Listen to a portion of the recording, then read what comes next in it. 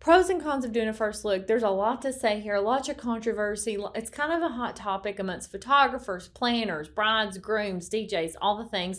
So let's get into it. Now, my name is Sarah LeRae. I'm a photographer based in Chattanooga, Tennessee, and you might assume that as a photographer, I'm going to always recommend a first look.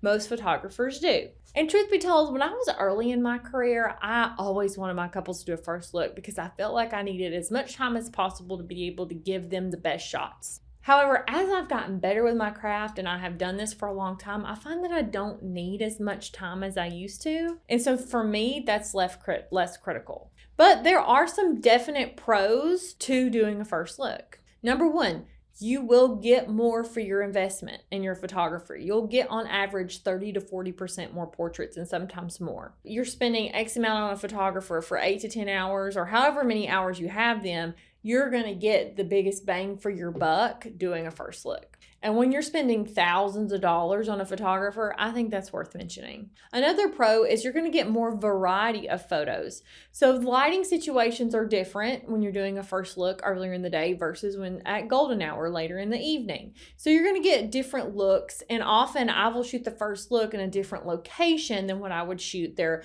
portraits post-ceremony. So you're going to get more photos and you're going to get more variety of photos. So those are really the things that you can expect with the first look as it relates to photography. Now, there are some things about the experience of your day that a first look is going to provide. For example, you're going to spend more time with your favorite person in the world when you do a first look on the most important day of both of your lives. Also, when you do a first look, we can arrange it so that it's a super private and intimate moment for the two of you. In fact, often I'll photograph it and then give the couple as much time as they need and stop photographing and just let them be together.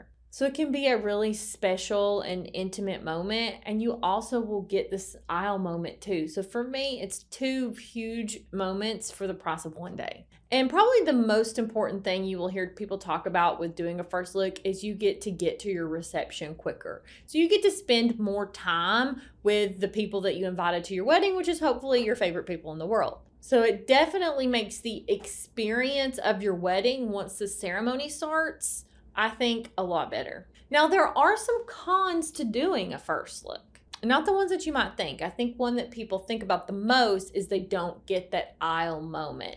And I have to say, I don't think that that's true. I think if your spouse doesn't cry at that aisle, they wouldn't have cried whether you did a first look or not. Something to consider is that person has a lot of pressure that's waiting there at the altar for you, and they have all eyes on them. That's a lot. So ask yourself, is that what you want for your partner? To have that much pressure on them with all eyes on them? So I get having that moment when he sees you at the altar for the first time, and everybody wants that. But I really believe that, especially if it is a person who is more private, they are going to be more emotional when it's a private, intimate moment at your first look than they would at the aisle. And again, I really think when you see them at the aisle, it's still impactful. That is a moment that is emotional, whether you did a first look or not. So while that is a con that a lot of people argue, I don't personally think it's 100% valid. A con that I do think is valid and things that I have seen as a wedding photographer is photo fatigue. I do think when you have spent 3 or 4 hours sometimes taking photos prior to the ceremony, by the time we get to those post-ceremony family portraits, you are so done taking photos and you truly are just ready to be done and get to your party. And so I think if you're going to do a first look, it is worth it to try to get all of your family photos done prior to the ceremony if you can.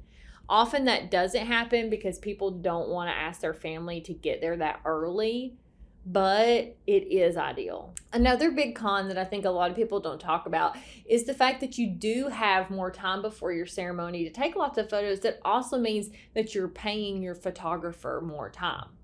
So most wedding photography packages are sold by the number of hours. It's sort of an hourly thing. I wish it wasn't that way. I wish that wasn't the industry standard, but it is what it is. I would love to be able to structure my packages where my clients just trust me entirely to know when I need to be there and when I need to leave, but that's just not how it works. So for that reason, you often need more hours of coverage if you're choosing to do a first look to take all of those photos beforehand. So it is more expensive. So that covers about all the pros and cons that I can think of as a wedding photographer of almost 10 years.